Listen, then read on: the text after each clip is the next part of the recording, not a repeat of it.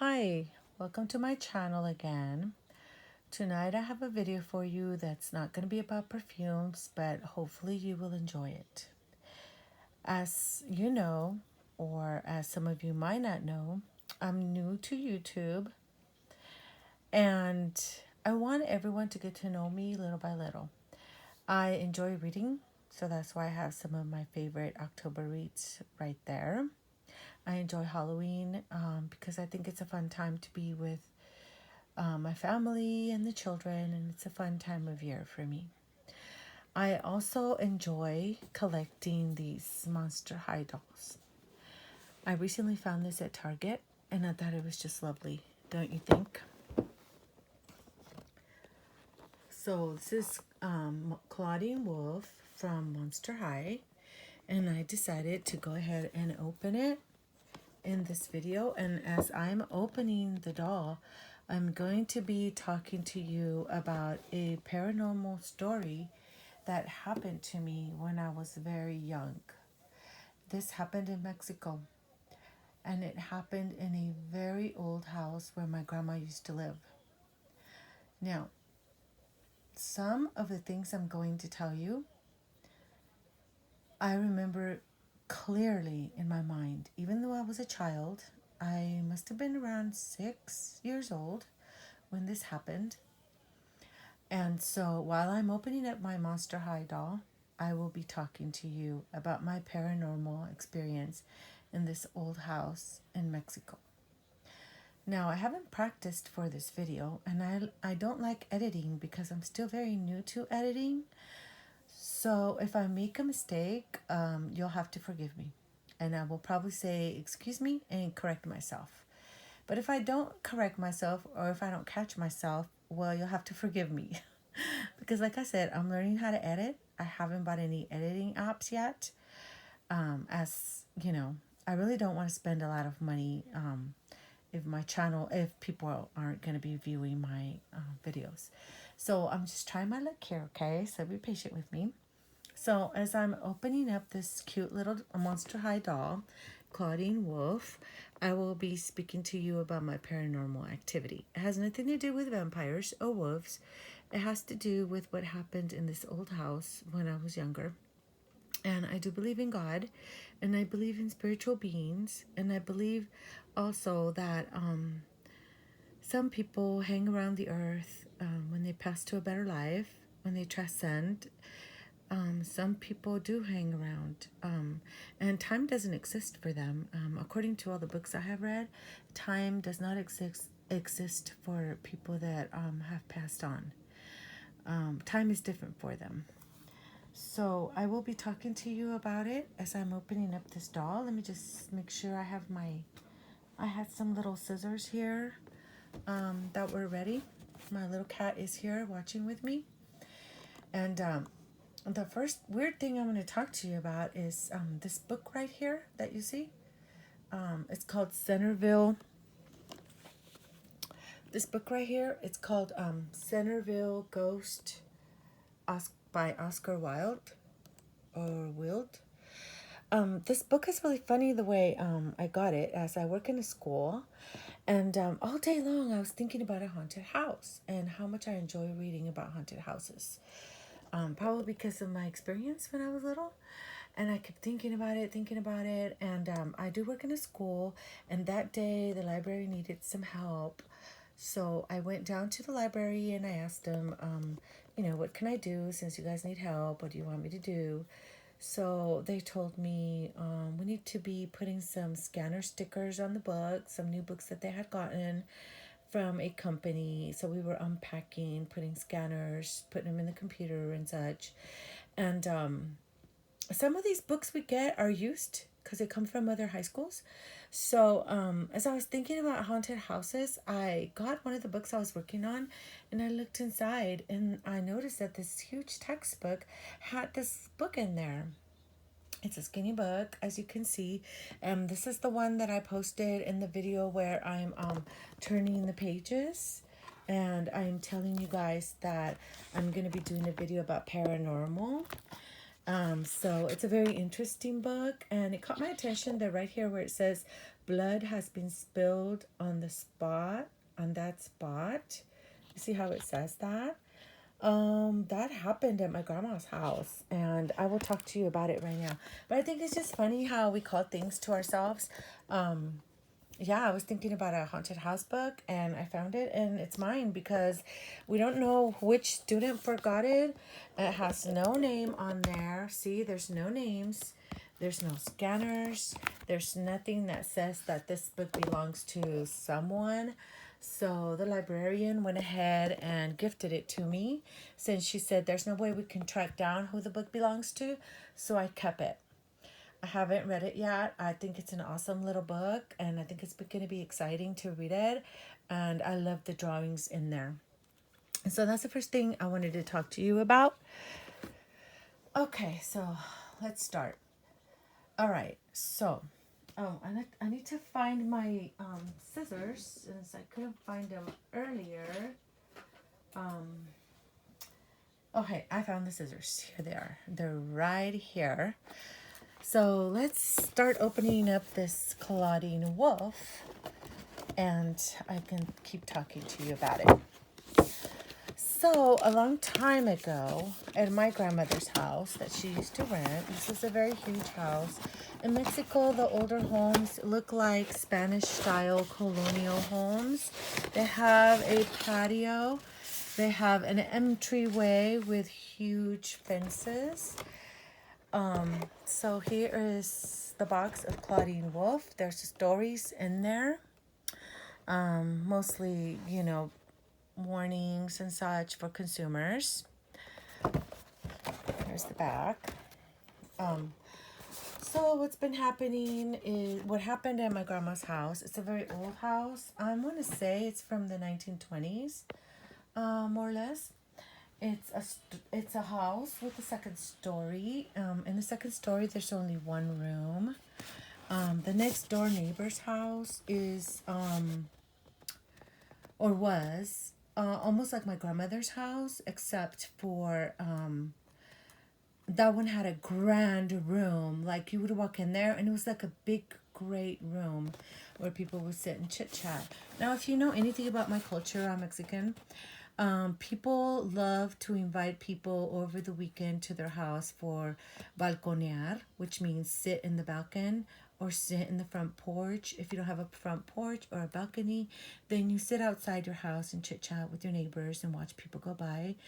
Something people don't know and don't do nowadays. People nowadays don't sit around and talk to their neighbors.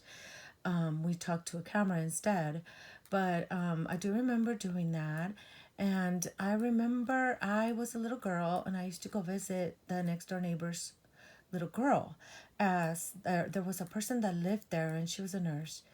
And this little girl had like tons of Barbies. I mean, she had everything. She had the swimming pool. She had the closet, the Barbie closet. She had the Barbie car. She had the Barbie boyfriend, the high heels. She had the hangers. This little girl had everything Barbie, okay? And poor little old me, I didn't have a lot of toys. The reason why I was staying in my grandma's house is because my parents migrated to the U.S. before I did. So we spent a couple of years at my grandma's house without my parents. And during that time, my mom and dad, they were trying to get jobs, trying to get all their paperwork, their immigration papers straightened out while we stayed at my grandma's house. So anyway, in this house, that nurse that lived there, she had that little girl that would play with me with so many Barbies. The little girl was like a poor little rich girl. She had a bunch of Barbie's toys. But guess what? The mom didn't take her to daycare. She would just leave her by herself. And she knew that my grandma was next door. And I don't know if that was a thing where people would send their kids, they didn't have a daycare. I guess in those days, daycares were not very popular. I don't know if you know, but after World War II is when we started having all the daycares and child development classes and all the famous psychologists, So this little girl was my friend, and she had all these Barbies, and the neighbor knew my grandma was there, and we would keep the little girl company. But the sad part about it is she was a very lonely little girl.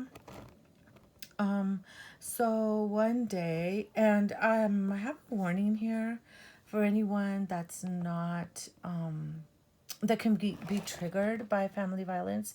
Please don't listen to this video and don't watch this video, because this is something that really happened, and this happened more than 30 years ago. So I feel rather safe talking about this, but the disclaimer here is that if you have any type of issues with family violence or anything like that, do not watch this video. You can stop watching it right now, and you can watch my Claudine Wolf. I'll show her to you later in another video, but please don't watch this video. So thank you very much. And if you like this video, please don't forget to subscribe and like my video. Anyhow, let me finish my story. It's not very long. It's just I had to give you a little bit of background information. These old homes had these iron rod fences. Usually they would have a lock, and you couldn't go in that house unless you have a key or rang the doorbell. And these are very old Spanish style type of colonial homes. This happened in the 60s. So anyhow, all of a sudden, everyone in the family was talking about this family and this mom that had just committed suicide. And I was very sad. I realized what had happened. This neighbor committed suicide, and this is the little girl's mother, the little girl that had all the Barbies and everything. So that was very, very sad. So a lot of the times, there was two patios, one in the front of the house, and then a patio in the back of the house. And it was a 2-story, but in the second story, all there was a hallway and another bedroom. And then you can go upstairs and look at the stars, per se.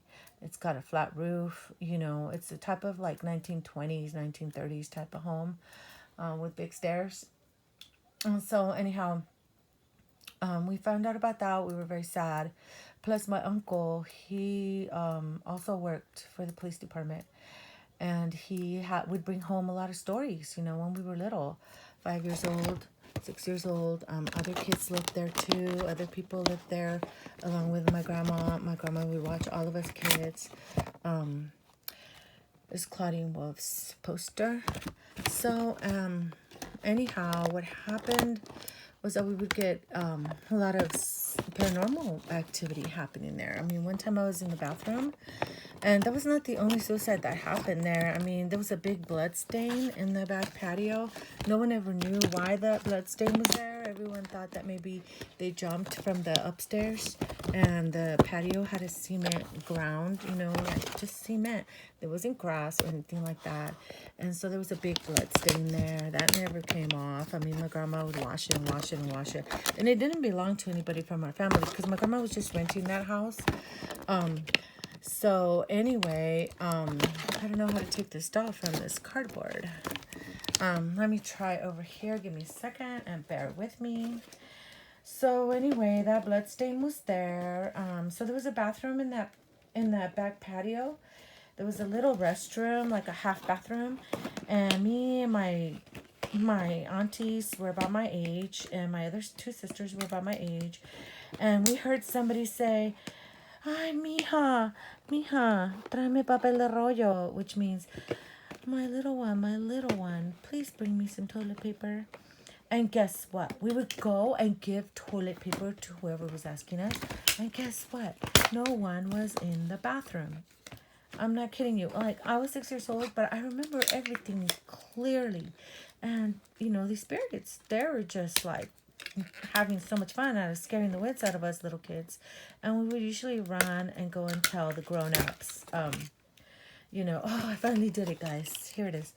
Okay, so I finally did it. Here she is. There's the princess. This Claudine Wolf. There she is. Hi, y'all. I really like these little dolls. Now, I discovered these dolls when they were out of business. And they started making another type of doll. And they stopped making these. So I've been collecting them for a while. And I was so shocked when I saw this at Target like 2 days ago, maybe. Look at her hair. It's so long and beautiful. So Claudine Wolf is going to sit here and listen to our story. By the way, I got this at the Five and Below, and also the little pumpkins over there, right there, Five and Below. I got the Stephen King book today because I'm planning on starting it since it's a weekend. So let me finish my story here so I won't make this video too long. We had all these paranormal activities happening in my grandma's house. Eventually she moved out. But what used to happen a lot is that the grown-ups would listen to our stories and they would just kind of say, oh, let's just say a prayer, and we'll sit around, and we would just like sit around and ask each other, oh, what did you see, what did you hear? Another thing that happened there in that house, well, of course, it was the lady in the bathroom asking for toilet paper. No one was there. Another time I went in that bathroom in the back patio where the blood stain was at, and like I said, no one in my grandma's house passed in that house. We just had stories. We just had evidence that stuff was happening there, because they were haunting us. Now, the little girl from next door, she eventually moved out, and I missed her a lot because, I used to play with her every single day, and her mommy passed. So that little girl was very traumatized because, she was a lonely lady. I don't know what was going on with the whole family dynamics there, and God bless them, and I hope they're in a really good place right now. So anyhow, I experienced a lot of good things and bad things. Another good thing that I experienced was that I was always dreaming about angels, and not regular angels. I would dream about cherubs, the little tiny angels with the little tiny wings, and they look like babies. I was a little girl. We all would take naps and sleep in the same bedroom. It would be my sisters and I and other people. I don't want to say who they were because they're my family. But we were all little while our parents were over here trying their luck, finding a better life in the U.S. And so we were separated from them for a couple of years from our parents, but we would all hold each other and we have a really big bonds because of that experience. But another thing that happened to me that's paranormal is once all the children were taking a nap in a bedroom where my uncle would usually go and take a nap also, but at that time he was at work and it was the middle of the afternoon, and I woke up. All the kids were still sleeping from their nap, and I woke up and I saw a 7 foot tall figure, and it wasn't a figure that you could tell like, oh, it's a ghost, or oh, it's a man, it's a lady, it's a girl. No, you couldn't tell what it was because it was like fog. If you guys live in places where it's cold, it was fog. It was like, if you see this right here, that lady, you know how she's see-through and foggy, but her hair looks kind of blondish. But the thing that I saw didn't have any hair or features. So it was the shape of a man, 7 feet tall. I'm going to say, okay, the reason why I think it's 7 feet tall, because, well, in Mexico, they don't say 7 feet. They say metros. They don't say feet. They say meters. So anyhow, that figure that I saw had the shape of a guard, like a sentry guard, and standing sideways, a perfect figure of a human male, no hair, see-through, ghostly appearance. Um, I want to say like fog, just standing there. And my childhood mind was like, oh my gosh, I gotta go touch this thing. I want to know what it is. I wasn't scared as I felt the energy. It was a good energy. I wasn't scared at all. In fact, I felt like this thing was guarding us, since there were spirits in that house from the people next door that had committed suicide, and that blood stain in the patio that we never found out what happened there. Since my grandma was renting this house. Oh my goodness. Sorry about that. So we never quite found out what happened there, but there was a blood stain there, and we could only, just like maybe imagine that, well, maybe this happened or that happened, but we really didn't know. So I saw this figure standing there at the door, under the door, and I said, oh my gosh, what is that? I need to go touch it. And the minute, so I ran, not ran, but I woke up. I tried to get out of the bed. When my feet touched the floor, this energy disappeared. It disappeared. But I wanted to go touch it. I was not scared of it. I wanted to see what that was. I wanted to touch it.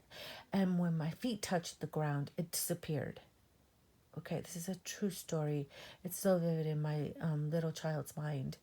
Um, but I kind of figured this was a spiritual being that was taking care of us kids that were taking a nap, because there were spirits in that house and they were taking care of us. It was taking care of us. And that in that house, I missed my parents so much, both my mom and dad. And I often dreamed of angels. And the angels would sing songs to me. The angels would grab my blanket at the four corners of the blanket, and there would be more than one angel. There would be 4, 5, sometimes 6 angels, and they would grab my blanket and swing me about and make me giggle. And when I giggled, bubbles would come out of my mouth. And now this was my dream. This was in a dream. I would wake up with the feeling that angels were taking care of me.